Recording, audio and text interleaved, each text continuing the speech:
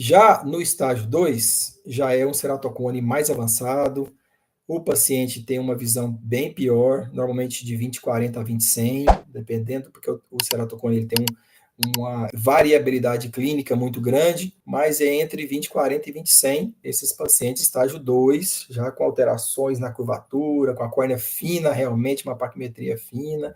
Normalmente são pacientes coçadores, normalmente são pacientes que têm antecedente familiar de primeiro grau, que têm ceratocone. Então, nesses casos, pacientes com acuidade visual corrigida para longe, pior que 20/40, como é o estágio 2, o 3 e o 4, eu já indico anel intraestromal. Eu faço o anel intraestromal primeiro, naquela córnea virgem de tratamento, espero de 4 a 6 semanas, normalmente, e faço o crosslink. Então, é associação de procedimentos, anel mais crosslink.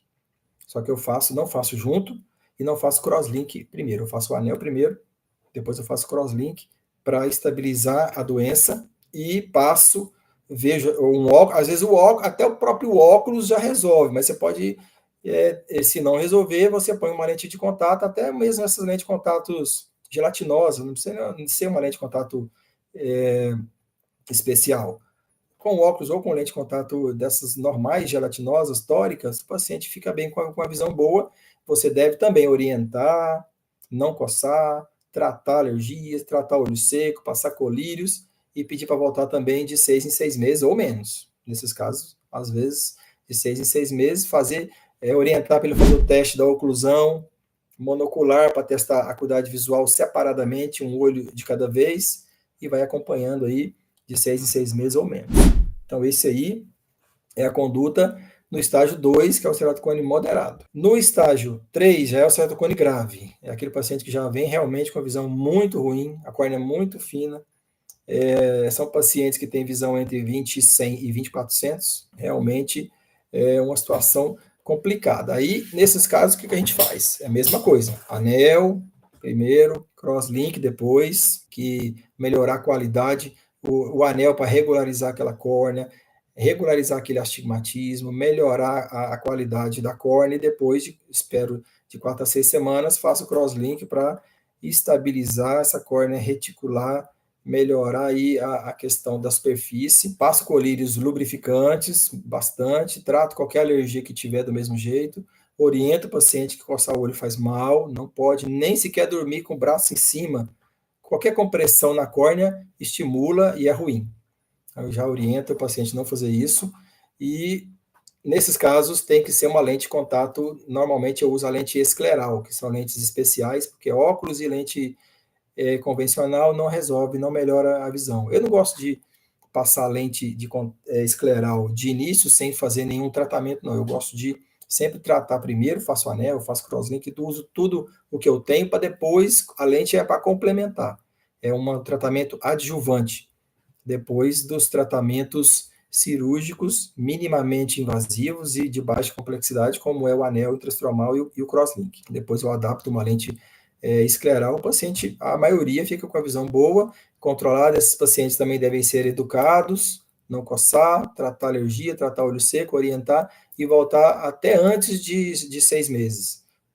A cada 3 meses, a cada 4 meses, esse paciente ele tem que ser visto mais de perto, que é um paciente que tem um ceratocone grave. Esses pacientes, eu não faço o crosslink via oral, não porque eu não acredito, é porque você vai deixar o seu paciente solto, vai falar para ele tomar um remédio, ele pode esquecer de tomar essa vitamina B2, que é a riboflavina, tem que fazer exposição solar, você não sabe se ele vai fazer exposição solar de uma maneira correta, fica dentro de casa, não pega sol, fica dentro do carro, isso filme, não pega sol, vai para o trabalho, não pega sol. Aí, quando ele volta, já está à noite.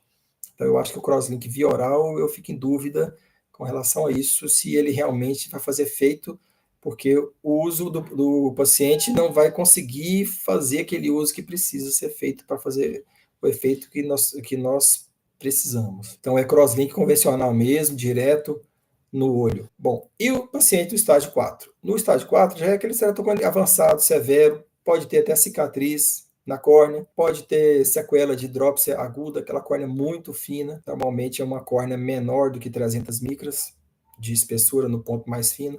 A acuidade visual, via de regra, pior do que 20/400, não corrige com nada, nem com óculos e nem com lente, mas eu ainda tento o anel e crosslink quando a córnea é transparente ainda, e quando a espessura é pelo menos mais do que 350. Se for menos que 350, 300, aí o anel realmente não funciona, e o crosslink também é muito arriscado, também não funciona em córneas muito finas.